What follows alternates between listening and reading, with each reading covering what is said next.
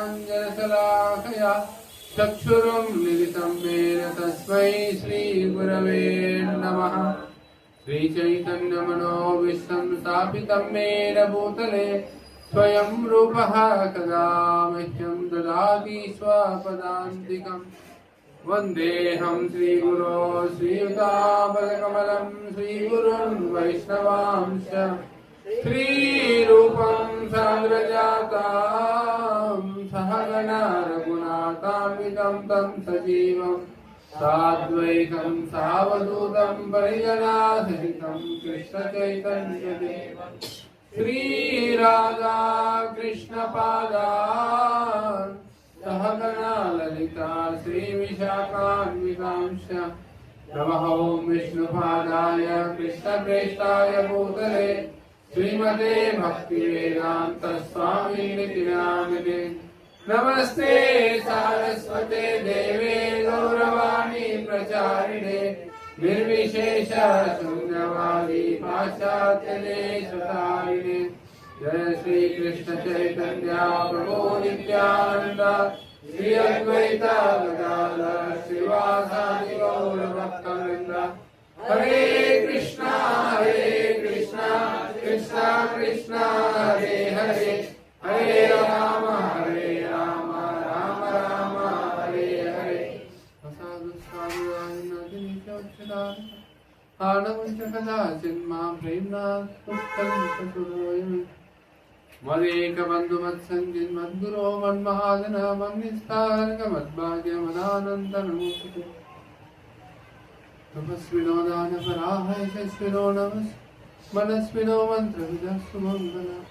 क्षेमं न विन्दन्ति विना यदर्पणं तस्मै सुभद्रश्रवसे नमो नमः। योऽन्तः प्रविश्य मम वाचिं मां प्रसुप्तां सञ्जीवयत्य किल शक्तिधरस्वदाम्नः। अन्यां च हस्तश्रवणत्वगादीन् प्राणान् नमो भगवते पुरुषाय तुभ्यम्। हरे कृष्ण हरे कृष्ण। तमेलरिಗೂ ನಮ್ಮ ಶನಿವಾರ ಕಾರ್ಯಕ್ರಮದಲ್ಲಿ ತುಂಬಾ ಆದರ ಸ್ವಾಗತ। ಇನ್ನೇನು ಆಷಾಢ ಮಾಸ ಮುಗಿಲಿಕ್ಕೆ ಬರ್ತಾ ಇದೆ, ಶ್ರಾವಣ ಮಾಸ ಬರುತ್ತೆ। ಶ್ರಾವಣ ಮಾಸದಲ್ಲಿ ಮುಖ್ಯವಾಗಿ ಯಾವ ಉತ್ಸವ ಬರುತ್ತೆ?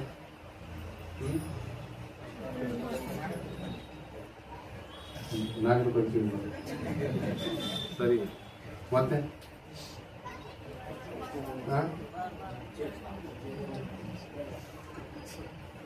ಬಲರಾಮ ಜಯಂತಿ ಬರುತ್ತೆ। ಬಲರಾಮ ಜಯಂತಿ ಬರುತ್ತೆ। ಬಲರಾಮ ಜಯಂತಿ ನೂಲು ಹುಣ್ಣಿಮೆ ದಿವಸ ಬಲರಾಮ ಹುಟ್ಟಿದಬ್ಬ। ಬಲರಾಮ ಜಯಂತಿ ಆದ್ಮೇಲೆ ಶ್ರೀಕೃಷ್ಣ ಜನ್ಮಾಷ್ಟಮಿ ಬರುತ್ತೆ। ಶ್ರೀಕೃಷ್ಣ ಜನ್ಮಾಷ್ಟಮಿಯನ್ನ ಎಷ್ಟು ಸಾವಿರ ವರ್ಷಗಳಿಂದ ಈ ಜಗತ್ತಿನಲ್ಲಿ ಆಚರಣೆ ಮಾಡ್ತಾ ಇದ್ದಾರೆ ಅದಕ್ಕೆ ಲೆಕ್ಕನೇ ಇಲ್ಲ। ಇದು ಈಗ ನಾವಿರೋ ಒಂದು ಸಮಯವನ್ನು ನೋಡಿದ್ರೆ 5200 ವರ್ಷಗಳಿಗಿಂತ ಹೆಚ್ಚಿನ ಸಮಯದಿಂದ ಈಗ ಶ್ರೀಕೃಷ್ಣ ಜನ್ಮಾಷ್ಟಮಿಯನ್ನು ಆಚರಿಸ್ತಾ ಇದ್ದಾರೆ।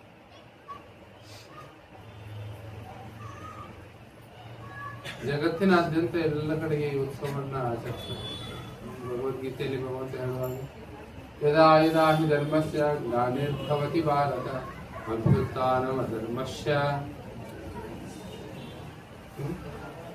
ತದಾತ್ಮಾನಂ ಸೃಜಾಮ್ಯಹಂ।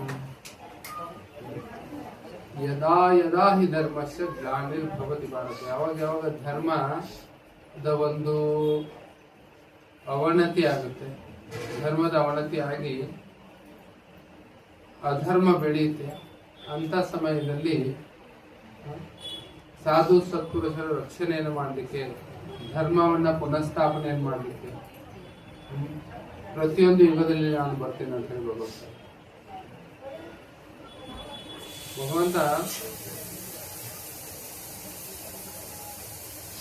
ಭಗವಂತನ ಇನ್ನೊಂದು ಹೆಸರು ಏನಿದೆ, ತ್ರಿಯುಗಿ ಅಂತ ಹೇಳ್ತಾರೆ। ಭಗವಂತ ಏನ್ ಹೇಳ್ತಾರೆ? ತ್ರಿಯೋಗಿ। ಭಗವಂತ 3 ಯುಗದಲ್ಲಿ ಬರ್ತಾರೆ, ಕಲಿಯುಗದಲ್ಲಿ ಬರಲ್ಲ। ಹಿಂದಿನ ಯುಗಗಳಲ್ಲಿ ದೇವತೆಗಳು ಕೂಡ ಈ ಭೌತಿಕ ಜಗ ಅಂದ್ರೆ ನಮ್ಮ ಭೂಮಿ ಮೇಲೆ ಬಂದು ಹೋಗ್ತಿದ್ರು। ಈ ಒಂದು ಕಲಿಯುಗದಲ್ಲಿ ಏನಾಗಿದೆ ಅಂದ್ರೆ ದೇವತೆಗಳು ಹೆದರ್ತಾರೆ ಬರಕ್ಕೆ, ಯಾಕಂದ್ರೆ ಇಷ್ಟೊಂದು ಏರ್ ಪೊಲ್ಯೂಷನ್, ವಾಟರ್ ಪೊಲ್ಯೂಷನ್ ಭಾಳ ಆಗ್ಬಿಟ್ಟಿದೆ. ಇಲ್ಲಿ ಗಾಳಿ ಕುಡಿದ್ಬಿಟ್ರೆ ನಾವು ಔರಂಗಿ ಆಗ್ಬಿಡ್ತೀವನಪ್ಪ. ಹಾಗೆ ತಮಾಷೆಗೆ ಹೇಳ್ತಾ ಇದ್ದೀನಿ. ಅಂದ್ರೆ ಕಲಿಯುಗದಲ್ಲಿ ಅಷ್ಟೊಂದು ಅವಗುಣಗಳಿದಾವೆ. ಇಲ್ಲಿ ಎಲ್ಲ ಕಲಿಯುಗದಲ್ಲಿ ಯಾರಿಗೆ ಬಹಳ ಇಷ್ಟ ಅಂದ್ರೆ ಸರ್ವಗುಣ ಸಂಪನ್ನರಿರ್ತಾರಲ್ಲ, ಅವ್ರಿಗೆ ಬಹಳ ಇಷ್ಟ ಕಲಿಯುಗ.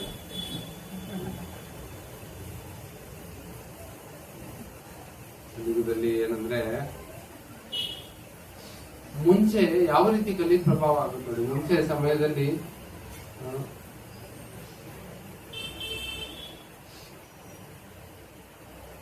ಶ್ರೀಮದ್ ಭಾಗವತ, ಭಗವದ್ಗೀತೆ, ರಾಮಾಯಣ ಇಂಥ ಕಥೆಗಳು ಪ್ರತಿನಿತ್ಯ ಪ್ರತಿಯೊಂದು ಶಹರ ಗ್ರಾಮಗಳಲ್ಲಿ ಆಗ್ತಾ ಇದ್ವು. ಸಾಯಂಕಾಲ ಎಲ್ಲ ತಮ್ಮ ದಿವಸದಲ್ಲಿ ತಮ್ಮ ವ್ಯವಹಾರ, ಉದ್ಯೋಗ, ವ್ಯಾಪಾರ, ಕೃಷಿ ಎಲ್ಲ ಮುಗಿಸ್ಕೊಂಡು ಜನ ಸಾಯಂಕಾಲ ಬಂದು ಫ್ರೆಶ್ ಆಗಿ ಸ್ನಾನ ಮಾಡಿ ಪೂಜೆ ಪುನಸ್ಕಾರ ಮಾಡಿ ಎಲ್ಲರೂ ಹರಿಕಥೆಯನ್ನ ಕೇಳ್ತಾ ಇದ್ರು. ಆದ್ರೆ ಇವತ್ತು ಹರಿಕಥೆ ಕೇಳ್ತಾರೆ, ಆದ್ರೆ ಇದ್ರೊಳಗಲ್ಲ, ಎಲ್ಲಿ ಸತ್ಸಂಗದಲ್ಲಿ ಅಲ್ಲ, ಮೊಬೈಲ್ ನಲ್ಲಿ 24 hours ನಡೀತಾ ಇರ್ತದೆ ಹರಿಕಥೆ. ಹೌದಿಲ್ಲ? ಬಾಲಿವುಡ್ ಕಥೆನಾ ಹರಿಕಥೆನ, ಸ್ಯಾಂಡಲ್ವುಡ್ ಕಥೆ ಅಥವಾ ಬಾಲಿವುಡ್ ಕಥೆ, ಅದನ್ನೇ ಕೇಳೋದ್ರಲ್ಲಿ ಜೀವನ ಹೋಗ್ಬಿಡುತ್ತೆ ಜನರು. ನಾನು ಹೇಳ್ತಾ ಇರ್ತೀನಿ ಕೆಲವೊಂದ್ಸರಿ, ಯಾಕಂದ್ರೆ ನಾವು ಈ ಸ್ಮಾರ್ಟ್ ಫೋನ್ ಇದೆ ಆದ್ಮೇಲೆ ಕೆಲವೊಂದಿಷ್ಟು ಕೋಟಾ ಇರ್ತಾವೆ, ಅದು ಕಂಪ್ಲೀಟ್ ಮಾಡ್ಬೇಕು. ಇಲ್ಲಾಂದ್ರೆ ಏನಾಗುತ್ತೆ, ಅಧರ್ಮ ಆಗ್ಬಿಡುತ್ತೆ. ಮಾಡ್ಬೇಕು. ಫೇಸ್ಬುಕ್ ಇಂತಿಷ್ಟು ಗಂಟೆ, ಇನ್ಸ್ಟಾಗ್ರಾಮ್ ಇಂತಿಷ್ಟು ಗಂಟೆ, ಮತ್ತೆ ಏನೇನಿದಾವಿಲ್ಲ, ಯೂಟ್ಯೂಬ್, ಮತ್ತೆ ವಾಟ್ಸಪ್, ಲಿಂಕ್ಡ್ಇನ್, ಮತ್ತೆ ಸ್ನ್ಯಾಪ್ಚಾಟ್, ಮತ್ತೇನಿದೆ ಗೇಮ್ಸ್, ಫೇಸ್ಬುಕ್ ಮತ್ತೆ ಹೇಳಿದೆ ನಾವು. ಇದೆಲ್ಲ ಅದ್ರದ್ದೆಲ್ಲ ಕೋಟಾ ಮುಗಿಸ್ಬೇಕಲ್ಲ, ಅದಕ್ಕೆ ಜನರಿಗೆ 24 ಗಂಟೆ ಕಡಿಮೆ ಬೀಳ್ತಾ ಇದೆ. ಈ ಎಲ್ಲ ಕತೆ ಮುಗಿಸಿ ಮತ್ತೆ ಇನ್ನು ಗೀತಾ ಭಾಗವತಕ್ಕೆ ಸಮಯ ಎಲ್ಲಿ ಉಳಿದು, ದೇವ್ರು ಬರೀ 24 ಗಂಟೆ ಯಾಕೆ ಮಾಡ್ಯಾರ ಹೇಗೆ ಅಂತ ಕೇಳ್ತಾ ಇದ್ದಾರೆ ಜನ. ಹೌದಿಲ್ಲ? ಜಿಯೋದವರು 2 GB ಡೈಲಿ ಫ್ರೀ ಕೊಟ್ಮೇಲೆ ಅದು ಕಡಿಮೆ ಬೀಳ್ತಾ ಇಲ್ಲ. ಈಗ 2 GB ಕಡಿಮೆ ಆಗುತ್ತಲ್ಲ. ಮುಂಚೆ 265 ರೂಪಾಯಿಗೆ 1 GB ಇತ್ತು. ಅದು 28-30 ದಿವಸ ಏನೋ, ಒಂದು ತಿಂಗಳು. ಇವತ್ತು 9ನೇ ತಾರೀಕಿಗೆ ನೀವು ರಿಚಾರ್ಜ್ ಮಾಡಿದ್ರೆ ಈ ತಿಂಗಳಿಂದ ಮುಂದಿನ ತಿಂಗಳು 8ನೇ ತಾರೀಕುವರೆಗೆ ನಡೀತಿತ್ತು. 9ನೇ ತಾರೀಕಿಗೆ ರಿಚಾರ್ಜ್ ಮಾಡಬೇಕು ಅಂತ ನೀವು 30 ದಿವಸ 1 GB ನಡೀತಿತ್ತು. ನಾವೆಲ್ಲ ಅವಾಗ ನಮ್ದು ಸ್ವಲ್ಪ ವಾಟ್ಸಪ್ ಎಲ್ಲ ಇರಲಿಲ್ಲ, ನಾವು ಇಮೇಲ್ ಯೂಸ್ ಮಾಡ್ತಿದ್ವಿ. ಇಮೇಲ್ ಎಲ್ಲ ಬರೆದ್ಮೇಲೆ ಆಮೇಲೆ ಅದು ನೆಟ್ ಆನ್ ಮಾಡಿ ಅದು ಇಮೇಲ್ ಸೆಂಡ್ ಮಾಡಿ ಇಮಿಡಿಯೇಟ್ಲಿ ಆಫ್ ಮಾಡಿರ್ತೀವಿ. ಇಷ್ಟು KB ನಿಮ್ದು ಖರ್ಚಾಗಿದೆ ಅಂತ ಮೆಸೇಜ್ ಬರ್ತಿತ್ತು. ಈಗ ಒಮ್ಮೆಲೆ 1.5 GB, 2 GB, 2.5 GB, 3 GB ಎಷ್ಟು ಪ್ಯಾಕೇಜ್ ಇದೆ, ಆಮೇಲೆ ಅದು 90% ಆದ್ಮೇಲೆ ಮೆಸೇಜ್ ಬರುತ್ತೆ. ಅವಾಗ ಇಮಿಡಿಯೇಟ್ಲಿ ಮತ್ತೆ ಎಷ್ಟು ಏನು ಮಾಡಬೇಕು, ಏನೋ ಅದು ಮತ್ತೊಂದು ಯಾವುದೋ ಪ್ಯಾಕ್ ಹಾಕೋಬೇಕು. 90 ಮುಗಿದ್ಮೇಲೆ ಇನ್ನೊಂದು ಯಾವುದೋ ಇರುತ್ತಲ್ಲ, ಆ ರೀತಿ. ಇನ್ನು ಕಿಕ್ ಇನ್ನು ಬಂದಿಲ್ಲ ಅಂತ. ಹೌದಿಲ್ಲ? ಆ ತರ ನೆಟ್ ಇದೆಲ್ಲ ಮುಗಿದ್ಮೇಲೆ ಇದಕ್ಕೆ ಎಲ್ಲಿ ಟೈಮ್ ಇದೆ ಹೇಳ್ರಿ? ಯಾಕಂದ್ರೆ ಭಗವದ್ಗೀತೆ ಹೇಳಿದೆ ಕೃಷ್ಣ ಅನ್ಸುತ್ತೆ. ಹೌದಿಲ್ಲ? ಒಂದ್ಸಾರಿ ಒಬ್ಬ ರಾಜ ಇದ್ದಂತೆ. ಅವನು ದೇಶ ಪರ್ಯಟನೆಗೆ ಹೋಗ್ತಾನ. ತನ್ನ ಮಂತ್ರಿಯನ್ನ ಜೊತೆ ಕರ್ಕೊಂಡ್ಬಿಟ್ಟು, ಮುಂಚೆ ರಾಜರು ಏನ್ ಮಾಡ್ತಾ ಇದ್ರು, ಅವರು ಮಾರುವೇಷ ಹಾಕೊಂಡ್ಬಿಟ್ಟು, ಅಂದ್ರೆ ಜನಸಾಮಾನ್ಯರ ಹಾಗೆ ವೇಷಧಾರಣೆ ಮಾಡ್ಬಿಟ್ಟು, ರಾಜ್ಯ ಸುಭಿಕ್ಷವಾಗಿದೆ, ಎಲ್ಲಿ ಜನ ಹೇಗಿದ್ದಾರೆ, ಆರಾಮಾಗಿದ್ದಾರೆ, ಏನಿದ್ದಾರೆ, ಏನಾದ್ರು ಸಮಸ್ಯೆಗಳಿದಾವಣ್ಣ, ನಾವು ಫಸ್ಟ್ ಹ್ಯಾಂಡ್ ಎಕ್ಸ್ಪೀರಿಯನ್ಸ್ ತಗೊಳ್ಬೇಕು, ನಾನು ಅದಕ್ಕೆ ಏನು ಆಡಳಿತ ಸುಧಾರಣೆ ಮಾಡ್ಬೇಕು ಅಂತ ನೋಡಕ್ಕೆ ಏನ್ ಮಾಡ್ತಿದ್ರು, ಅವರು ಮಾರುವೇಷ ಹಾಕೊಂಡ್ಬಿಟ್ಟು ಹೋಗ್ತಾರೆ. ಅದೇ ರೀತಿ ಒಂದ್ಸಾರಿ ರಾಜ ಮತ್ತು ಅವನ ಮಂತ್ರಿ ಅವ್ರೇನ್ ಮಾಡಿದ್ರು, ಸಾಮಾನ್ಯ ಜನರ ಹಾಗೆ ವೇಷ ಬದಲಾವಣೆ ಮಾಡ್ಕೊಂಡು ಅವರು ಹೋದ್ರು. ರಾಜ್ಯದಲ್ಲೆಲ್ಲ ಸುತ್ತಾಡಕ್ ಹೋದ್ರು. ಹಾಗೆ ಸುತ್ತಾಡ್ತಾ ಒಂದು ಹಳ್ಳಿಯಲ್ಲಿ ಬರ್ತಾರೆ, ಅಲ್ಲಿ ನೋಡ್ತಾರೆ, ಅಲ್ಲಿ ಒಂದು ಚಿಕ್ಕ ಪುಟ್ಟ ಪರಿವಾರ ಇರುತ್ತೆ. ಗಂಡ ಹೆಂಡತಿ, ತಂದೆ ತಾಯಿ, ಅವ್ರು ಬಹಳ ಚೆನ್ನಾಗಿ ನೋಡ್ಕೊಳ್ತಾ ಇದ್ದಾರೆ. 2 ಪುಟ್ಟ ಮಕ್ಕಳಿದ್ದಾರೆ. ಅವರು ಬಹಳ ಒಂದು ನೆಮ್ಮದಿಯಾಗಿ ಅವರು ಜೀವನವನ್ನ ಮಾಡ್ತಾ ಇದ್ದಾರೆ. ರಾಜ ಅವ್ರು ನೋಡಿ ಬಹಳ ಖುಷಿ ಆಯ್ತು. ಮಂತ್ರಿಗೆ ಅವನು ಕೇಳಿದ, ಇಷ್ಟೊಂದು ಸುಖವಾಗಿರುವ ಪರಿವಾರವನ್ನ ನಾನು ಎಲ್ಲೂ ನೋಡ್ಲಿಲ್ವಲ್ಲ, ಎಷ್ಟೊಂದು ಸುಖವಾಗಿದ್ದಾರೆ ಇವರ ಸುಖದ ರಹಸ್ಯ ಏನು ಅಂತ ಮಂತ್ರಿ ಕೇಳ್ತಾನೆ.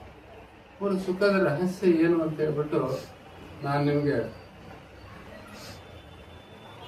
ಆಮೇಲೆ ಹೇಳ್ತೀನಿ, ಸ್ವಲ್ಪ ನನಗೆ ಸಮಯ ಕೊಡಿ, ನಾನು ಆಮೇಲೆ ಹೇಳ್ತೀನಿ. ಎಲ್ಲ ರಾಜ್ಯವನ್ನೆಲ್ಲ ಸುತ್ತಾಡಿ ರಾಜ ಮತ್ತು ಮಂತ್ರಿ ಅವರು ಬರ್ತಾರೆ ಮರಳಿ. ನೀನು ಹೇಳಿಲ್ಲಲ್ಲ ನನಗೆ ಅದ್ರ ಬಗ್ಗೆ, ಏನು ಅವ್ರ ಸುಖದ ರಹಸ್ಯ ಏನು, ಈ ಪುಟ್ಟ ಪರಿವಾರದ ಸುಖದ ರಹಸ್ಯ ಏನು ನೀನು ಹೇಳಿಲ್ಲ ನನಗೆ. ಹಾಗಿದ್ರೆ ನೀವೇನ್ ಮಾಡ್ಬೇಕು, ನನಗೆ ಅದರ ರಹಸ್ಯ ನಾನು ನಿಮ್ಗೆ ಹೇಳ್ಬೇಕಂದ್ರೆ ನೀವು ನನಗೆ 100 ವರಾಹಗಳನ್ನು ಕೊಡ್ಬೇಕು ಅಂತ ಮಂತ್ರಿ. ಆಯ್ತು ತಗೊಳಪ್ಪ, 100 ವರಾಹ ತಗೊಳಪ್ಪ. ವರಾಹ ಅಂದ್ರೆ ಚಿನ್ನದ ನಾಣ್ಯ, 100 ವರಾಹಗಳನ್ನು ಕೊಟ್ಟು. ಆಗ ಈ ಮಂತ್ರಿ ಏನ್ ಮಾಡ್ತಾನೆ, ಮಂತ್ರಿ ಆ 100 ವರಾಹಗಳಿರ್ತಾವಲ್ಲ ಅದನ್ನ ಚೀಲವನ್ನು ತಗೊಂಡು ಅದರೊಳಗಿನ 1 ವರಾಹವನ್ನ ತಕ್ಕೊಳ್ತಾನೆ. 99 ವರಾಹಗಳೇನಿದಾವಲ್ಲ ಅದನ್ನ ಒಯ್ದ್ಬಿಟ್ಟು ಅವನೇನ್ ಮಾಡ್ತಾನೆ, ಒಂದು ದಿವಸ ಬೆಳಗು ಮುಂಜಾನೆ ಬ್ರಹ್ಮ ಮುಹೂರ್ತ ಸಮಯದಲ್ಲಿ, ಇನ್ನೇನು ಅವ್ರು ಎದ್ದು ಬಾಗಿಲು ತೆಗೆಯೋರೇ ಇದ್ದಾರೆ ಅನ್ನೋ ಸಮಯದಲ್ಲಿ ಅವ್ರ ಮನೆ ಬಾಗ್ಲಲ್ಲಿ ಹೋಗಿ ಅವನು ಇಟ್ಬಿಡ್ತಾನೆ. ಬೆಳಗ್ಗೆ ಯಜಮಾನ ಹೇಳ್ತಾರೆ, ಎದ್ದು ನೋಡ್ತಾನೆ, ಬಾಗಿಲು ತೆಗಿತಾನೆ. ತೆಗೆದು ನೋಡಿದ್ರೆ, ಅಂಗಳ ಗುಡಿಸ್ಬೇಕಂತ ಬಾಗಿಲು ತೆಗೆದು ನೋಡಿದ್ರೆ ಏನಾಗುತ್ತೆ, ಅಲ್ಲಿ ಒಂದು ಚೀಲ ಇದೆ. ಚೀಲದಲ್ಲಿ ಏನಿದೆ ಅಂತ ನೋಡ್ತಾನೆ. ನೋಡಿ ಹೊರಗಡೆ ತಗೊಂಡು ಹೋಗ್ತಾನೆ. ಬಿಸಿ ನೋಡಿದ್ರೆ ಚಿನ್ನದ ವರಹಗಳಿದಾವೆ. ಅವನು ಎಣಿಸ್ಲಿಕ್ಕೆ ಪ್ರಾರಂಭ ಮಾಡ್ತಾನೆ. ವರಹ ಎಣಿಸ್ತಾನೆ. ಎಣಿಸ್ಬಿಟ್ಟು ನೋಡ್ತಾನೆ ಎಷ್ಟಿದಾವೆ ವರಹಗಳಲ್ಲಿ. 100 ಕೊಟ್ಟಿದ್ನಲ್ಲ ರಾಜ, ಒಂದು ಮಂತ್ರಿ ತಗೊಂಡ್ಬಿಟ್ಟು 99 ವರಾಹಗಳಿದಾವೆ. 99 ವರಾಹಗಳಿದಾವೆ. ಅವನು ಮತ್ತೆ ಎಣಿಸ್ತಾನೆ ಅದನ್ನ. 100 ಇರ್ಬೇಕಲ್ಲ, ಹೌದಿಲ್ಲ? ಈ ಬಂಡಲ್ ಒಂದು ಮಾಡ್ಬೇಕಂದ್ರೆ ನೋಟಿಂದ ಏನ್ ಮಾಡ್ತೀವಿ ನಾವು? 10 ನೋಟ್ 100 ಸೇರಿಸಿದಾಗ 1000 ಆಗುತ್ತೆ. ಆ ರೀತಿ ಪ್ರತಿ 100 ಇರ್ಬೇಕಲ್ಲ. ಮತ್ತೆ ಎಣಿಸ್ತಾರೆ. ಪತ್ನಿ ಕರಿತಾನೆ, ಎಣಿಸು ಸ್ವಲ್ಪ ಸರಿಯಾಗಿ ನೋಡು, 100 ಇರ್ಬೇಕು, ಯಾಕೋ 99 ಇದೆ ಅಂತ. ಪತ್ನಿ ಎಣಿಸ್ತಾರೆ, ಇಲ್ಲ 99. ಒಂದ್ ಮಕ್ಕಳು ಎಣಿಸ್ತಾರೆ, ನೋಡಿದ್ರೆ 99. ಎಲ್ಲರೂ ಎಣಿಸಿದ್ರೆ ಎಷ್ಟಿದೆ ಅದು? 99. ಆಗ ಇವರಿಗೆ ಚಿಂತೆ ಸ್ಟಾರ್ಟ್ ಆಗುತ್ತೆ. ಏನು 100 ಮಾಡ್ಬೇಕು. ಅದು ಏನ್ ಮಾಡ್ಬೇಕು? ಈ ವರಾಹಗಳಿಂದವು ಕಂಪ್ಲೀಟ್ ಆಗ್ಬೇಕು. ಅದು 100 ಆಗ್ಬೇಕು. 99 ಸರಿ ಅನ್ಸಲ್ಲ, 100 ಆಗ್ಬೇಕು. ಅದಕ್ಕೆ ಅವ್ರೇನ್ ಮಾಡ್ತಾರೆ, ಅವನು ಓವರ್ ಟೈಮ್ ಡ್ಯೂಟಿ ಮಾಡಕ್ ಸ್ಟಾರ್ಟ್ ಮಾಡ್ತಾನೆ. ಹೆಚ್ಚು ಕೆಲಸ ಮಾಡಕ್ ಸ್ಟಾರ್ಟ್ ಮಾಡ್ತಾನೆ. 100 ಮಾಡ್ಬೇಕು ವರ. ಅವ್ರದ್ದು ಪುಟ್ಟ ಕುಟುಂಬ, ಅತ್ಯಂತ ನೆಮ್ಮದಿಯಾಗಿದ್ರು. ಅವ್ರಿಗೆ ಅವತ್ತು ದುಡಿದಿದ್ದು ಅವತ್ತು ಅವ್ರಿಗೆ ಊಟ ಮಾಡಿ ಹಾಯಾಗಿ ಮಲ್ಕೊಳ್ಳುವಷ್ಟು ಅವ್ರ ಹತ್ರ ಇತ್ತು. ಕುಟುಂಬದ ಜೊತೆಗೆ ನೆಮ್ಮದಿಯಾಗಿ ಎಲ್ಲರೂ ಜೊತೆ ಕುಳಿತುಕೊಂಡು ಅವ್ರದ್ದು ಡಿನ್ನರ್ ಮಾಡಿಬಿಟ್ಟು ಆರಾಮಾಗಿ ಮಲ್ಕೊಳ್ತಿದ್ರು, ಕೃಷ್ಣ ಕಥೆಯನ್ನ ಕೇಳಿ. ಆದ್ರೆ ಈಗೇನಾಯ್ತು? ಒಂದು ಕಡಿಮೆ ಇದೆ. ಒಂದು ಕಡಿಮೆ ಇದೆ. ಅದಕ್ಕೋಸ್ಕರ ಏನು, ಅವರು ದುಡಿಲಿಕ್ಕೆ ಪ್ರಾರಂಭ ಮಾಡಿದ್ರು. ಹೆಂಡತಿನೂ ದುಡಿಮೆ ಜಾಸ್ತಿ ಮಾಡುದು, ಗಂಡನೂ ದುಡಿಮೆ ಜಾಸ್ತಿ ಮಾಡುದು, ಮಕ್ಕಳು ಕೂಡ ಅದು ಏನ್ ಮಾಡ್ಬೇಕು. ಹೀಗೆ ಹೋಯ್ತು ದಿವಸ. ಈಗ 99 ಇದಾವೆ. ಈಗ ಹೆಂಡತಿಯಲ್ಲಿ ಸ್ವಲ್ಪ ಆಸೆ ಹುಡ್ತು. ನಾನು ಹಬ್ಬ ಬಂದಿದೆ, ಒಂದ್ 4 ವರಹ ತಗೊಂಡು ಏನು ಒಂದಿಷ್ಟು ಒಳ್ಳೆಯ ರೇಷ್ಮೆ ಸೀರೆ ಎಲ್ಲ ತಗೊಳ್ತೀನಿ. ಅವಳು ತಗೊಂಡು ಮಕ್ಕಳು ಅವರು ಐಷಾರಾಮಿಗೆ ಬಿದ್ರು. ಅವರು ಸ್ವಲ್ಪ, ನಾವು ಸ್ವಲ್ಪ ಖರ್ಚು ಮಾಡಿದ್ರೆ ಏನಂತೆ ಇಷ್ಟಿದೆ ಅಲ್ಲ, ಮತ್ತೆ ಕೂಡ್ಸೋದಿದೆ ಅಂತ ಅವರು ಸ್ವಲ್ಪ ತಗೊಂಡ್ರು. ಹಾಗೆ ಹೀಗೆ ಆಗಿ 90 ಹೊಡೆದ್ರು. ಬಂದು ಮತ್ತೆ ಎಣಿಸಿದ್ರು, ಹಬ್ಬ ಆದ್ಮೇಲೆ ನೋಡಿದ್ರೆ 90 ಇದಾವ. ಇನ್ನು 100 ಮಾಡ್ಬೇಕು ಅಂತ ಮತ್ತೆ ಏನು, ಒಬ್ರಿಗೊಬ್ರಿಗೆ ಮಾತಾಡೋಕೆ ಟೈಮ್ ಇಲ್ಲ,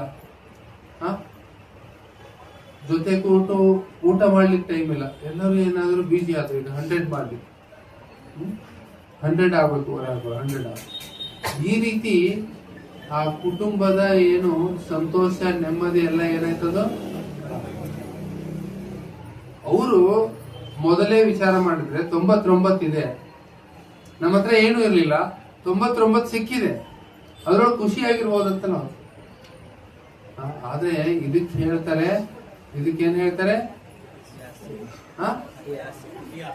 99 ಕ್ಲಬ್ ಅಂತಾರೆ. ಏನು ಇದ್ರ ಮೆಂಬರ್ ಯಾರು? ನಾವೆಲ್ಲರೂ ಅದ್ರ ಮೆಂಬರೇ. ನಾವ್ ಯಾವ ರೀತಿ ಅಂದ್ರೆ ಈ 99 ಕ್ಲಬ್ ಮೆಂಬರ್ ನಾವು. ಅಂದ್ರೆ ಇದ್ದದ್ರೊಳಗೆ ನಾವು ನೆಮ್ಮದಿಯಿಂದ ಇಲ್ಲ. ನಾವೆಲ್ಲ ಏನ್ ಮಾಡ್ತೀವಿ, ನನ್ನ ಹತ್ರ 2 ವೀಲರ್ ಇದೆಯಾ, ಏನ್ ಬೇಕು, 4 ವೀಲರ್ ಬೇಕು. ಆಂಡ್ರಾಯ್ಡ್ ಫೋನ್ ಇದ್ದವ್ರಿಗೆ ಐಫೋನ್ ಬೇಕು, ಕೀಪ್ಯಾಡ್ ಫೋನ್ ಇದ್ದವ್ರಿಗೆ ಸ್ಮಾರ್ಟ್ ಫೋನ್ ಬೇಕು. ಯಾರಿಗ ಸಿಂಗಲ್ ಬೆಡ್ರೂಮ್ ಇದ್ದವ್ರಿಗೆ ಡಬಲ್ ಬೆಡ್ರೂಮ್ ಬೇಕು, ಡಬಲ್ ಬೆಡ್ರೂಮ್ ಇದ್ದವ್ರಿಗೆ ಡುಪ್ಲೆಕ್ಸ್ ಮನೆ ಬೇಕು. ಈ ತರ ನಾವೆಲ್ಲರೂ ನಾವು 99 ಕ್ಲಬ್ ಮೆಂಬರ್. ನಾವೆಲ್ಲ ಏನಾಗಿದ್ದೀವಿ, 99. ಇನ್ನೊಂದು ಆ್ಯಡ್ ಮಾಡ್ಬೇಕು. ನಾವ್ ಏನ್ ನೋಡ್ತಾ ಇದೀವಿ ಅಂದ್ರೆ ಸುಖ ಅದ್ರೊಳಗೆ ಎಲ್ಲಿದೆ ಸುಖ? ಸುಖ ಈ ಆಂಡ್ರಾಯ್ಡ್ ಫೋನ್ ನಾಗಿಲ್ಲ, ಐಫೋನ್ ಒಳಗಿದೆ. ಅಥವಾ 2 ವೀಲರ್ ನಲ್ಲಿ ಇಲ್ಲ, 4 ವೀಲರ್ ಇದೆ. ಯಾರ ಹತ್ರ 4 ವೀಲರ್ ಇದೆಯಪ್ಪ, ಒಂದ್ 10 ಲಕ್ಷ ರೂಪಾಯಿ ತಿಳ್ಕೊಳ್ಳಿ, ಅವ್ನಿಗೇನ್ ಬೇಕು, ಅವ್ನಿಗೊಂದು 25-30 ಲಕ್ಷ ರೂಪಾಯಿ ಇರ್ತದೆ. ಯಾರೋ ಮೊನ್ನೆ ಕೇಳಿದೆ ನಾನು, ಅದೆಷ್ಟೋ 2.5 ಕೋಟಿ 3 ಕೋಟಿದು ಕಾರ್ ತಗೊಂಡು ಬೆಂಗಳೂರಲ್ಲಿ ಹೇಳ್ತಾ ಇದ್ದೀನಿ. ಬೆಂಗಳೂರಲ್ಲಿ 2.5-3 ಕೋಟಿ ಕಾರ್ ನೋನು 2-3 ಲಕ್ಷದವ್ರದ್ದು ಒಂದು ಕಾರ್ ಇದೆ ಅಂತ. ಇಬ್ಬರಿಗೂ 10 ಕಿಲೋಮೀಟರ್ ಹೋಗಕ್ಕೆ ಎಷ್ಟು ಟೈಮ್ ಆಗಬೇಕು? 2.5 ಕೋಟಿ ರೂಪಾಯಿ ಕಾರ್ ಇದ್ದವನು 10 ನಿಮಿಷ ಹೋಗ್ಬಿಡ್ತಾನೆ 10 ಕಿಲೋಮೀಟರ್. ಅವನಿಗೂ 1 ಗಂಟೆನೆ ಬೇಕು. ಬೈಕ್ ನೋಡಿ ಇನ್ನು ಮುಂದೆ ಹೋಗ್ಬಿಡ್ತಾನೆ. 2.5-3 ಲಕ್ಷ ರೂಪಾಯಿ ಕಾರ್ ಇದ್ದವನು ಅವನಿಗೂ 1 ಗಂಟೆನೆ ಬೇಕು 10 ಕಿಲೋಮೀಟರ್ ಹೋಗೋದು. ಕಾರ್ ಇರೋದೇನು, ಒಂದು ಸ್ಥಾನ. For example A to B, ಒಂದು ಸ್ಥಾನದಿಂದ ಇನ್ನೊಂದು ಸ್ಥಾನಕ್ಕೆ ಹೋಗ್ಲಿಕ್ಕೆ ಕಾರ್ ಇದೆ. ಅದು ಯಾವ್ದಿದ್ರೆ ಏನು, ಕಾರ್ ಯಾವ ಕಾರ್ ಇದ್ರೂ ಅಷ್ಟೇ ಕೆಲಸ ಮಾಡುತ್ತಲ್ಲ. ಅದಕ್ಕೆ ಇದ್ದಿದ್ರೊಳಗೆ ನಮಗೇನಿಲ್ಲ, ಸಂತೋಷ ಇಲ್ಲ ನಮ್ಗೆ ಇನ್ನು. ಯಾಕಂದ್ರೆ ಪಕ್ಕದ ಮನೆಯವ್ರ ಹತ್ರ ನಮ್ಗಿಂತ ಕಾಸ್ಟ್ಲಿ ಇದಿಲ್ಲ, ಅವ್ರಿಗೆ ಮುಂದೆ ತೋರಿಸೋಲ್ಲ. ಅದಕ್ಕೆ ಇಂಗ್ಲಿಷ್ ನಲ್ಲಿ ಒಂದು ಪ್ರವರ್ಬ್ ಇದೆ, ಏನಂತಾರೆ,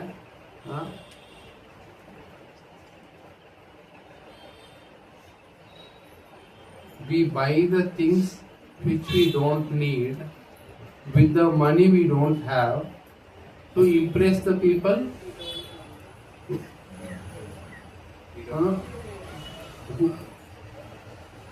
who are our enemies, or our who are we are enemies of.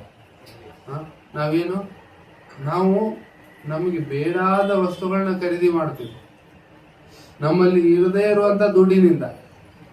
ಸಾಲ ಸುರ ಯಾರಿಗೆ, ಅದು ಬೇರೆದವ್ರಿಗೆ ಪ್ರಭಾವ ಬೀರ್ಲಿಕ್ಕೆ. ಯಾರು ನಮ್ಗೆ ಆಗಿ ಬರೋದಿಲ್ಲ, ಅವ್ರಿಗೆ ಪ್ರಭಾವ ಬೀರ್ ಅಂತವ್ರಿಗೆ ಇದು ಬೇಕಾಯ್ತು.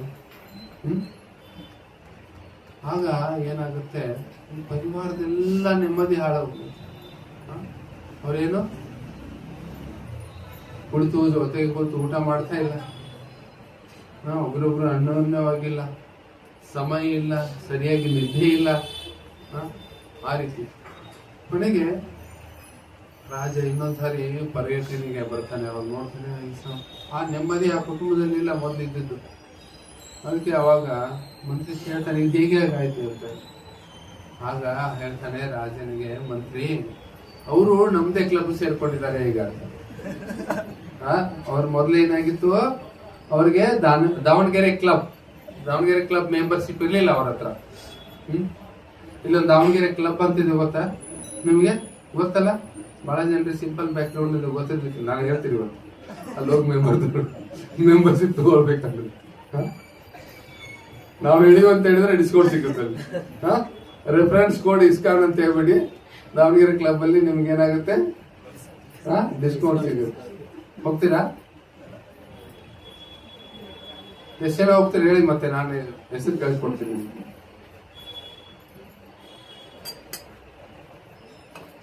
ಸೊ ಅವ್ನು ಹೇಳ್ತಾನೆ, ಮಂತ್ರಿ ಏನಾಗಿದೆ, ಇವರೆಲ್ಲ ಏನು ನಮ್ ಕ್ಲಬ್ ಸೇರ್ಕೊಂಡಿದ್ದಾರೆ ಈಗ. ನಮ್ ಕ್ಲಬ್ ಯಾವುದು? 99 ಕ್ಲಬ್. ಅಂದ್ರೆ ನಮ್ಮ ಹತ್ರ ಇರೋದ್ರಲ್ಲಿ ನಾವು ಅದನ್ನ ನೋಡ್ತಾ ಇಲ್ಲ, ನೆಮ್ಮದಿ ಅದರಲ್ಲಿ ಸಂತೋಷವಾಗಿಲ್ಲ ನಾವು. ನಾವೇನು ನಮಗೆ ಏನಿಲ್ಲೋ ಅದನ್ನ ಏನ್ ಮಾಡ್ಬೇಕು, ಅದು ಪಡ್ಕೋಬೇಕು ನಾವು. ನಮ್ಮ ಹತ್ರ ಏನಿಲ್ಲಲ್ಲ ಅದು ಬೇಕು. ಯಾವ್ದು ಏನಕ್ಕೋಸ್ಕರ? ಅದು ನಮಗ್ ಬೇಕಾಗಿಲ್ಲ, ಅದು ಅವಶ್ಯಕತೆ ಇಲ್ಲ, ಆದ್ರೂ ಕೂಡ ನಮಗೇನು ಅನ್ಸುತ್ತೆ, ಅದು ಬೇಕು. ಯಾಕಂದ್ರೆ ಅವ್ರ ಹತ್ರ ಇದ್ದಾರೆ. ನಾನು ಒಂದ್ಸಾರಿ ಏನಂತೆ, ನನ್ನ ಕಾಲೇಜಲ್ಲಿ ಇರ್ಬೇಕಾದ್ರೆ ನಾನು ಅಪ್ಪಾಜಿಗೆ ಹೇಳಿದೆ, ಫಸ್ಟ್ ಇಯರ್ PUC ಕಾಲೇಜ್ ನಾನು ಅಂದ್ರೆ ಸೈಕಲ್ ಮೇಲೆ ಹೋಗ್ತಾ ಇದ್ದೆ. ಸೆಕೆಂಡ್ ಇಯರ್ ಹೋಗ್ಬೇಕಾದ್ರೆ ನಾನು ಹೋಗ್ಲಿಲ್ಲ ಕಾಲೇಜ್. ನಾನು ಬೈಕ್ ಓಡಿಸಿದ್ರೆ ಹೋಗ್ತೇನೆ.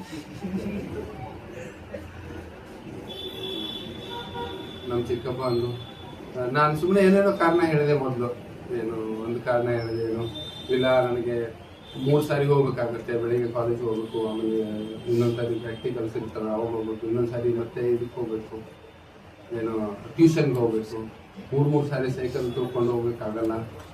ಐಡಿಯಾ ಹೇಳ್ತಾ ಇದ್ದೀನಿ ನಾನು. 3 ಸಾರಿ ಸೈಕಲ್ ತೊಳ್ಕೊಂಡು ಹೋಗಕ್ಕಾಗೋದಿಲ್ಲ, ಅವಳ ಕೈ ಕಾಲೆಲ್ಲ ನೋವು. ನಮ್ಮ ಚಿಕ್ಕಪ್ಪ ಅಂದ್ರು, ಎಷ್ಟು ವೀಕ್ ಆಗ್ಬಿಟ್ರು ಈಗ ಹುಡುಗರು ಅಂತಂದ್ರು. ನಮ್ಮ ಅಪ್ಪಾಜಿ ಹೇಳಿದ್ರು, ಇವರು ಬಾಡಿ ವೀಕ್ ಆಗಿಲ್ಲ, ಇವ್ರದ್ದು ಮೈಂಡ್ ವೀಕ್ ಆಗಿದೆ ಅಂತಂದ್ರು. ಇವ್ರದ್ದು ಬಾಡಿ ವೀಕ್ ಆಗಿಲ್ಲ, ಮೈಂಡ್ ವೀಕ್ ಆಗಿದೆ. ಬಯಸ್ಕೊಂಡು ಸುಮ್ಮನೆ ಸ್ವಲ್ಪ ದಿವಸ ನಂತರ ಮತ್ತೆ ಅದನ್ನೇ ಕೇಳಿದೆ. ನಾನು ಮತ್ತೆ ಹೇಳಿದೆ, ಇಲ್ಲ ನನ್ನ ಫ್ರೆಂಡ್ಸ್ ಎಲ್ಲ ಏನಿದ್ದಾರೆ ಅವ್ರು ಬೈಕ್ ಮೇಲೆ ಬರ್ತಾರೆ, ನಾನು ಒಬ್ಬನೇ ಸೈಕಲಲ್ಲಿ ಹೋಗೋದು. ನಮ್ಮ ಅಪ್ಪಾಜಿ ಹೇಳಿದ್ರು, ಅಂದ್ರೆ ನನ್ನ ಫ್ರೆಂಡ್ಸ್ ಎಲ್ಲರೂ ಕಾರಲ್ಲಿ ಹೋಗ್ತಾರಂದ್ರೆ ನನ್ನ ಹತ್ರ ಕಾರ್ ಇರ್ಬೇಕಂತ ಅರ್ಥನ ಅಂತ. ಅಂದ್ರೆ ನಾನು ಏನ್ ಹೇಳ್ತಾ ಇದ್ದೀನಿ ಅಂದ್ರೆ, ನಾವು ನಮಗೋಸ್ಕರ ಜೀವನ ಮಾಡ್ತಾ ಇಲ್ಲ. ನಾವು ಯಾರಿಗೋಸ್ಕರ ಜೀವನ ಮಾಡ್ತಾ ಇದ್ದೀವಿ? ಇನ್ನೊಬ್ಬರಿಗೋಸ್ಕರ ನಾವೇನ್ ಮಾಡ್ತಾ ಇದ್ದೀವಿ? ಜೀವನವನ್ನ ಮಾಡ್ತಾ ಇದ್ದೀವಿ. ಇನ್ನೊಬ್ಬರು ನೋಡಿ ನಾವು ಹಾಗಾಗ್ಬೇಕು ಅಥವಾ ಅವ್ರಿಗಿಂತ ಏನಾಗ್ಬೇಕು ತೋರಿಸ್ಬೇಕು, ನಾವು ತೋರಿಸ್ಕೊಳ್ಳಿಕ್ಕೆ ನಮಗ್ ಅವಶ್ಯಕತೆ ಇರಬೇಕು. ಇದಕ್ಕೆ ಹೇಳೋದೇನು, ಯಾವ ಕ್ಲಬ್ ಇದು? 99 club, which we are all the members of. Recent ಆಗಿ ಏನೋ ಸೇವಾ ವಿಷಯವಾಗಿ ನಮ್ಮ ಭಕ್ತರ ಜೊತೆ ಒಬ್ಬರ ಜೊತೆ ನಾನು ಫೋನಲ್ಲಿ ಮಾತಾಡ್ತಾ ಇದ್ದೆ. ನಾವು ದೇವಸ್ಥಾನ ಇಲ್ಲಿ ಜಾಗ ಕಡಿಮೆ ಆಗ್ತಾ ಇದೆ, ನಾವು ಸ್ವಲ್ಪ ದೊಡ್ಡದು ಬೇಕು ಜಾಗ, ಈಗ ಆಗಿಲ್ಲ, ನಾನೇನೋ ವಿಷಯ ಮಾತು. ಅವಾಗ ಅವ್ರು ಹೇಳಿದ್ರು, ಪ್ರಭುಜಿ ನಮ್ಮ ಹತ್ರ ಒಂದು 10 ಕೋಟಿ ರೂಪಾಯಿ ಆದ್ರೂ ಇರ್ಬೋದಲ್ರಿ ಈಗ ದೇವಸ್ಥಾನದಾಗ. ನಮ್ಮ ಭಕ್ತರು ವಿಚಾರ ಮಾಡ್ತಾರೆ, ನನಗೆ ಆಶ್ಚರ್ಯ ಆಯ್ತು. 10 ಕೋಟಿ ಇರ್ಬೇಕಾಗಿತ್ತಲ್ಲ, ಈಗ 10 ಕೋಟಿ ಇದ್ರೆ ನಾವೇ ಇಲ್ಲಿರ್ತಿದ್ವಿ. ನಾವು ಒಂದು 4 ಎಕರೆ ಜಮೀನು ತಗೊಂಡ್ಬಿಡ್ತಿದ್ವಲ್ಲ. ಎಲ್ಲಿದೆ ರೀ ನಮ್ಮ ಹತ್ರ 10 ಲಕ್ಷನೂ ಇಲ್ಲ ಅಂತಂದ್ರೆ. ಅಂದ್ರೆ ನನ್ನ ವಿಚಾರ ಬಂತು, ಈಗ ನಾವೆಲ್ಲ ಇರೋ ಮೆಂಬರ್ಸ್ ಎಲ್ಲ 99 ಕ್ಲಬ್ ಮೆಂಬರ್ಸ್ ಇದ್ರೆ ಅದು ಇರಕ್ಕೆ ಹೆಂಗ್ ಸಾಧ್ಯ? ದೇವಸ್ಥಾನದಲ್ಲಿ ಎಷ್ಟು ದುಡ್ಡು. ಎಲ್ಲರೂ ನಾವು ಇರೋದ್ರಲ್ಲಿ ನೆಮ್ಮದಿಯಾಗಿದ್ದು ನಾವು ಹೆಚ್ಚು ಹೆಚ್ಚು ಭಗವಂತನ ಸೇವೆಯನ್ನು ಮಾಡೋಣ. ನಾವು ಏನ್ ಮಾಡೋಣ? ಭಗವಂತನ ಸೇವೆಯನ್ನು ಮಾಡೋಣ. ನಾವು ಹೆಚ್ಚು ಜನರಿಗೆ ಹೇಗೆ ಅವಕಾಶ ಮಾಡಿಕೊಡ್ಬೋದು ಸೇವೆ ಮಾಡ್ಲಿಕ್ಕೆ, ಹೆಚ್ಚು ಜನ ಬರುವಾಗ ಹೇಗೆ ಮಾಡ್ಬೇಕು, ಆ ರೀತಿ ನಾವು ವಿಚಾರ ಮಾಡಿದ್ರೆ 10 ಕೋಟಿನೂ 100 ಕೋಟಿನೂ ಇರ್ಬೋದಾಗಿತ್ತು. ಅದು ಬಿಟ್ಬಿಟ್ಟು ಈಗ ಎಲ್ಲ ಮೆಂಬರ್ಸು 99 ಕ್ಲಬ್ ಮೆಂಬರ್ಸ್ ಇದ್ರೆ ಅದು ಹೆಂಗೆ ಸಾಧ್ಯ? ಆ ರೀತಿ ನನಗೆ ವಿಚಾರ ಬಂತು. ಎಲ್ಲ ಮೆಂಬರ್ಸು 99 ಕ್ಲಬ್ ಮೆಂಬರ್ಸ್ ಇದ್ದಾಗ ಅದು ಸಾಧ್ಯ ಆಗೋದಿಲ್ಲ. ಅದಕ್ಕೋಸ್ಕರ ಭಗವದ್ಗೀತೆಯಲ್ಲಿ ಭಗವಂತ ಹೇಳ್ತಾರೆ, ಭೋಕ್ತಾರಾಂ ಯಜ್ಞ ತಪಸಾಂ ಸರ್ವಲೋಕ ಮಹೇಶ್ವರಂ ಸುಹೃದಂ ಸರ್ವಭೂತಾನಾಂ ಜ್ಞಾತ್ವಾ ಮಾಂ ಶಾಂತಿ ಮೃಚ್ಛತಿ. ನಿಜವಾಗಿ ಶಾಂತಿಯನ್ನ ಯಾರು ಹೊಂದಲಿಕ್ಕೆ ಸಾಧ್ಯ ಅನ್ನೋದನ್ನ ಶಾಂತಿ ಸೂತ್ರ ಅಂತ ಹೇಳ್ತಾರೆ. ಭಗವದ್ಗೀತೆಯ ಶಾಂತಿ ಸೂತ್ರ. ನಮ್ಮೆಲ್ಲರೂ ಜೀವನದಲ್ಲಿ ನಮ್ಗೆ ಶಾಂತಿ ಬೇಕಾಗಿದೆಯಲ್ಲ, ಜೀವನದಲ್ಲಿ ಎಲ್ಲರಿಗೂ ಶಾಂತಿ ಬೇಕಾಗಿದೆ. ನಾವು ಶಾಂತಿಗೋಸ್ಕರ ಹುಡುಕ್ತಾ ಇದ್ದೀವಿ. ಆ ಶಾಂತಿ ನಮ್ಗೆ ಸಿಗ್ಬೇಕಂದ್ರೆ ಭಗವದ್ಗೀತೆಯಲ್ಲಿ ಭಗವಂತ ಹೇಳ್ತಾರೆ ಏನು, ನಾನು ಎಲ್ಲ ಯಜ್ಞ ಮತ್ತು ಲೋಕಗಳ ಒಡೆಯ. 5ನೇ ಅಧ್ಯಾಯದ 29ನೇ ಕೊನೆ ಶ್ಲೋಕ ಹೇಳಿ. ಭಗವದ್ಗೀತೆ ಶಾಂತಿ ಸೂತ್ರ ನೀವು ಆಮೇಲೆ ಆರಾಮಾಗಿ ಓದಿ, ಹೇಳ್ತೀನಿ. ಜಸ್ಟ್ ಹಾಗೆ ಒಂದು ರೆಫರೆನ್ಸ್ ಹೇಳ್ತಾ ಇದ್ದೀನಿ ಇವತ್ತು. ಭೋಕ್ತಾರಾಮ್ ಯಜ್ಞ ತಪಸಾಂ ಸರ್ವಲೋಕ ಮಹೇಶ್ವರಂ ಸುಹೃದಂ ಸರ್ವಭೂತಾನ ಜ್ಞಾತ್ವಾ ಮಾಂ ಶಾಂತಿ ಉಷ್ಯತಿ. ಎಲ್ಲ ಭೋಕ್ತಾರ ಅಂತಂದ್ರೆ ಎಲ್ಲ ಭೋಗಿಸುವವನು ಅಥವಾ ಎಲ್ಲ ಎಂಜಾಯರ್. ಎಂಜಾಯರ್ ಅಂದ್ರೆ ಅರ್ಥ ಆಗುತ್ತೆ ನಿಮಗೆ? ನಮ್ಗೇನ್ ಅನ್ಸುತ್ತೆ, ಎಲ್ಲ ನೋಡಿದ್ದನ್ನ ನಾವು ನಮ್ಮ ನಿಯಂತ್ರಣದಲ್ಲಿ ಇರಬೇಕು. ನಮ್ಮ ಏನು, ನಾನು enjoy, everything is meant for my enjoyment. ಎಲ್ಲವೂ ನನ್ನ ಎಂಜಾಯ್ಮೆಂಟ್ಗೆ ಇರೋದು. ಎಲ್ಲರೂ ಏನ್ ಮಾಡ್ಬೇಕು, ಆ ರೀತಿ ಇಲ್ಲ. ಭಗವಂತ ಎಲ್ಲದರ enjoy, is a property of everything. ಅವನು ಎಲ್ಲದರ ಒಡೆಯ ಮತ್ತು ಎಲ್ಲದರ ಭೋಕ್ತಾರ ಅವನು. ಭೋಕ್ತಾರಾಮ್ ಯಜ್ಞ ತಪಸಾಂ, ಎಲ್ಲ ಪ್ರಕಾರದ ನಮ್ಮ ಒಂದು ಕಾರ್ಯಕಲಾಪಗಳ ಒಂದು ಏನಿದೆಯಲ್ಲ, ಏನ್ ಹೇಳ್ತಾರೆ ನೀವು, ಮುಂದೆ ಬನ್ನಿ, ಸ್ವಲ್ಪ ಹಿಂದೆ ಜಾಗ ಕಡಿಮೆ ಇದೆ, ಮುಂದೆ ಬನ್ನಿ ಅಮ್ಮ, ಮುಂದೆ ಬನ್ನಿ, ಕೂತ್ಕೋಬಹುದು.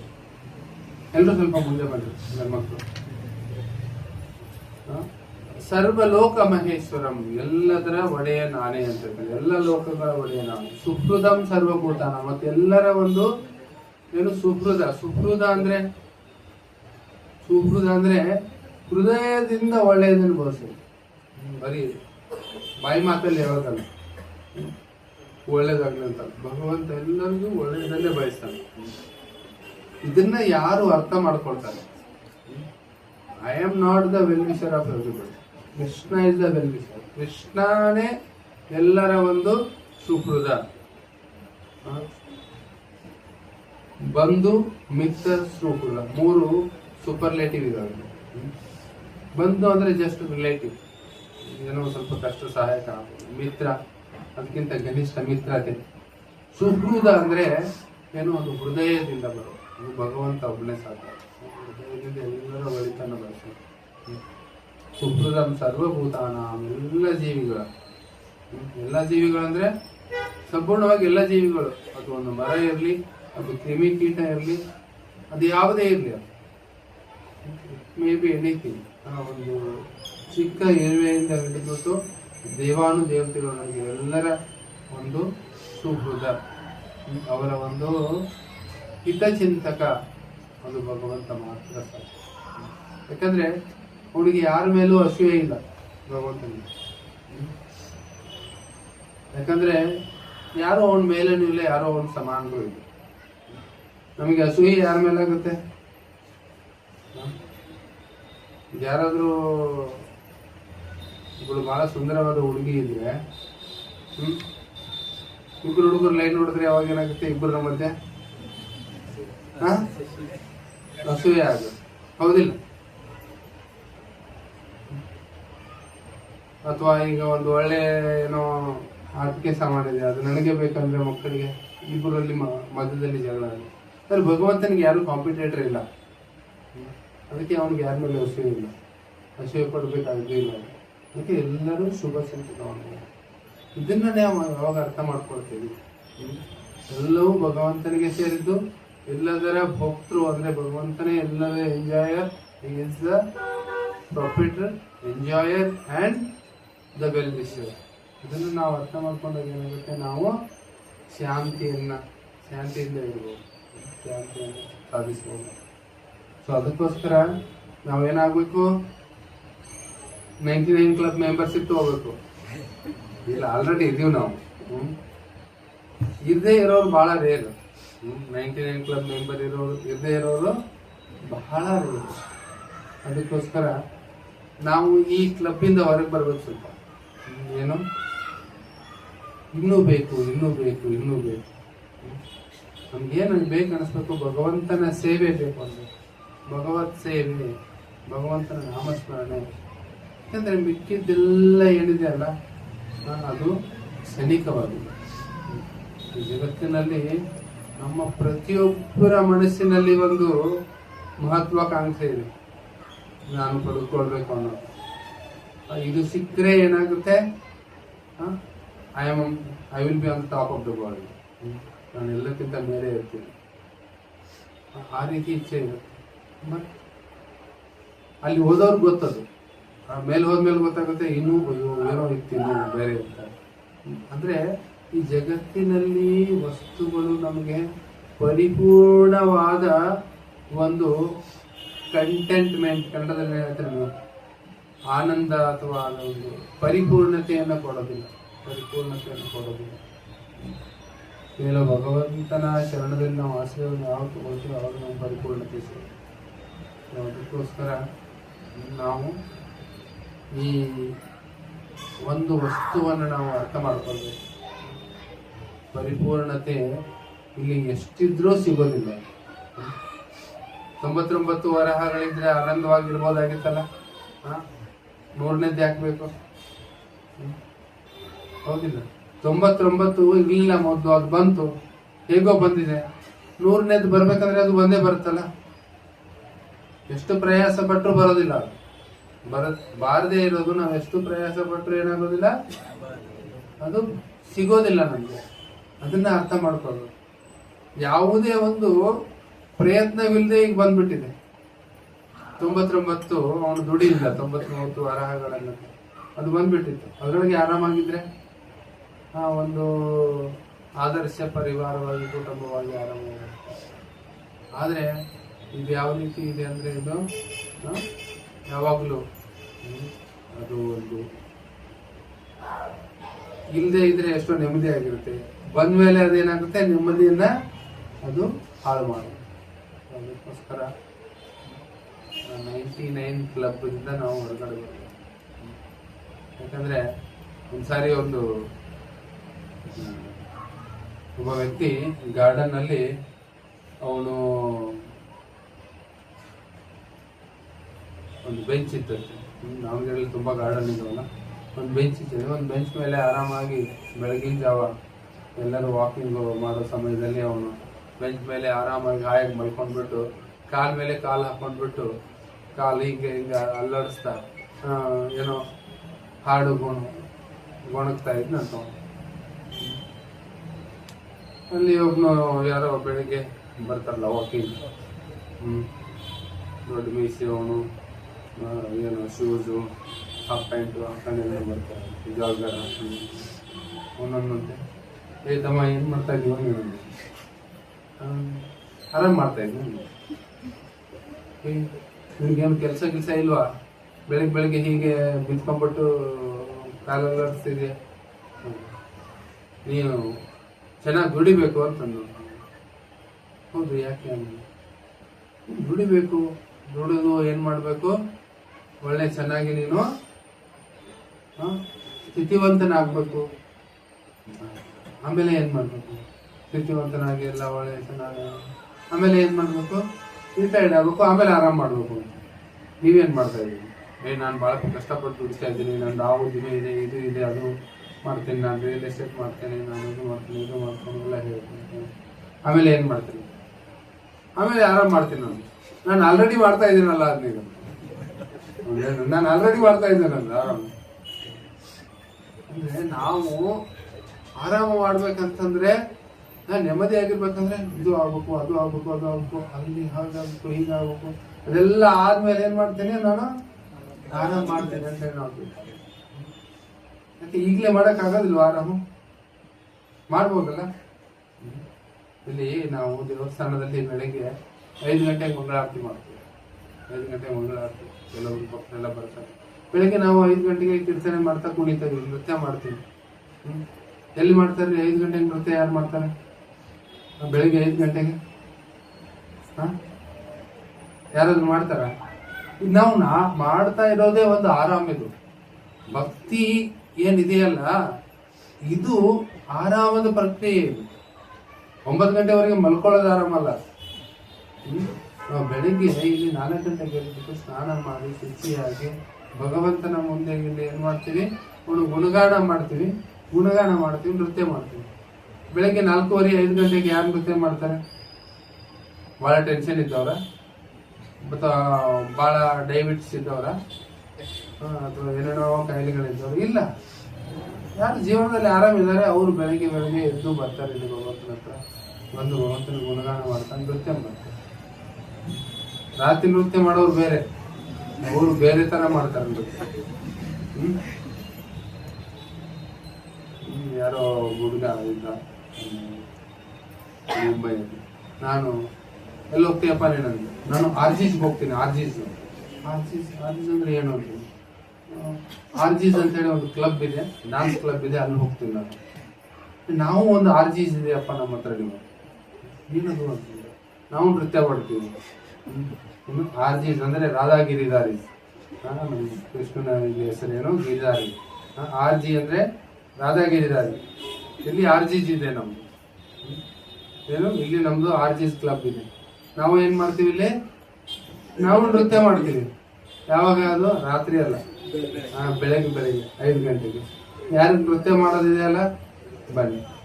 ಆಕ್ಚುಲಿ ನಮ್ಗೆ ನೃತ್ಯ ಮಾಡೋದಂದ್ರೆ ಭಾಳ ಹುಚ್ಚಿತ್ತು. ನಾನು ಚಿಕ್ಕವನಿರ್ಬೇಕಾದ್ರೆ ನಾನು ಒಬ್ಬನೇ ಟೇಪ್ ಹಾಕೊಂಡು ರೂಮ್ನಾಗ ಲಾಕ್ ಮಾಡ್ಕೊಂಡು ನಾನು ನೃತ್ಯ ಮಾಡ್ತಿದ್ದೆ. ಕೆಲವೊಂದ್ಸರಿ ಲಾಕ್ ಹಾಕ್ಲಾದ್ರೆ ಹಂಗೆ ಮಾಡ್ತಿದ್ದೆ, ಯಾರಾದ್ರೂ ಬಂದ್ರೆ ಮುಜಾರ ಆಗ್ತಿತ್ತು, ಸುಮ್ಮನೆ ಕೂಡ್ತಿದ್ದೆ. ಅದು ಭಗವಂತ ನನಗೆ ಕಲ್ತ್ಬಿಟ್ಟ, ನೀನು ನೃತ್ಯ ಮಾಡೋದು ನಿನ್ಗೆ ಭಾಳ ಇದಿದೆಯಲ್ಲ, ನೀನು ಮಾಡಿ ಅಂತ. ನಾನು ಆ್ಯಕ್ಚುಲಿ ಈಗ ಸ್ವಲ್ಪ ಕಡಿಮೆ, ಆದರೆ ಮುಂಚೆ ಎಲ್ಲ ನಾನು 22 ವಯಸ್ಸಿಗೆ ನಾನು ಇಸ್ಕಾನಲ್ಲಿ ಜಾಯ್ನ್ ಆದೆ. 21ವರೆಗೆ ನಾನು ಇಸ್ಕಾನ್ ಜಾಯ್ನ್ ಆದಾಗ ನಾನು ನೃತ್ಯ ನೋಡಿ ಎಲ್ಲರೂ ಇದು ಮಾಡಿ, ಅಷ್ಟೊಂದು ನಾನು ಕೀರ್ತನೆಯಲ್ಲಿ ನಾನು ನೃತ್ಯ ಮಾಡ್ತಾ ಇದ್ದೆ. ಆ ರೀತಿ ಅಂದರೆ ಭಕ್ತಿ ಇಟ್ ಸೆಲ್ಫ್ ಈಸ್ ಅ ರಿಕ್ರಿಷನ್. ಕನ್ನಡದಲ್ಲಿ ಏನು ಹೇಳ್ತೀರಾ?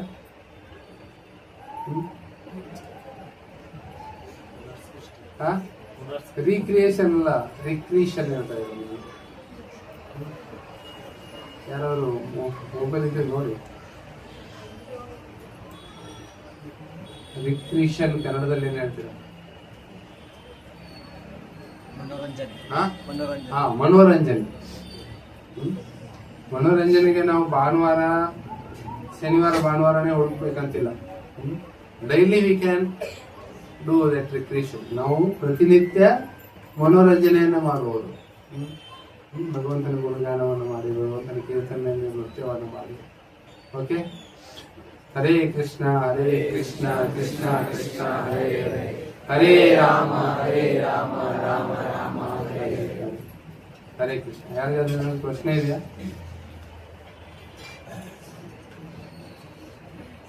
ಹ್ಮ್ 99 ವರ ಹಾಕ್ಬೇಕು ನಮಗೆ.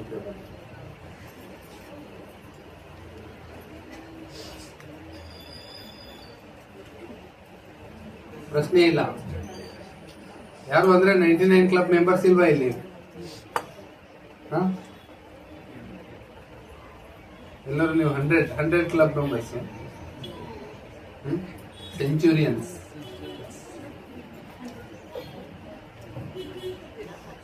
No questions? Okay, thank you. Hare Krishna. So, ಇವತ್ತು ಶನಿವಾರದ ಪ್ರಸಾದವನ್ನ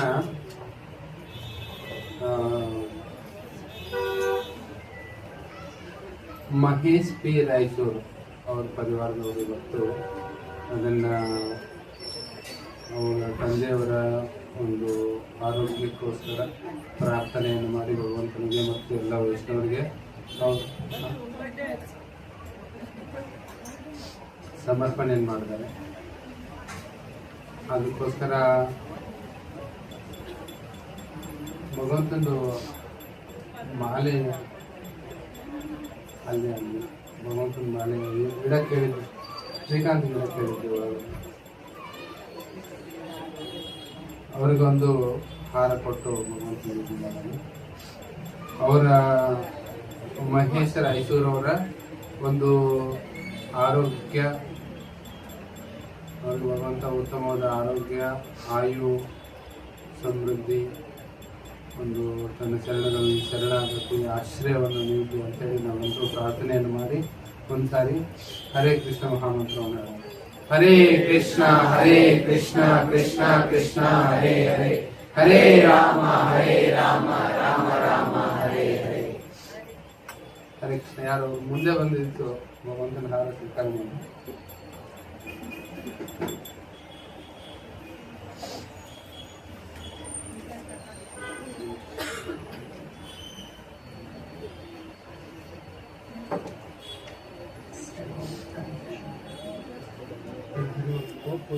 ಹಾರ ಅಲ್ಲಿ ಇಡಕ್ಕೆ ಹೇಳಿದ್ರು.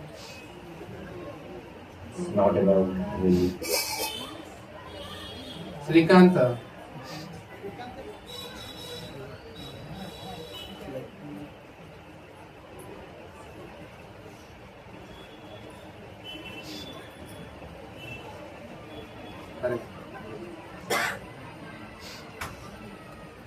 ಇದೊಳ್ಳೆ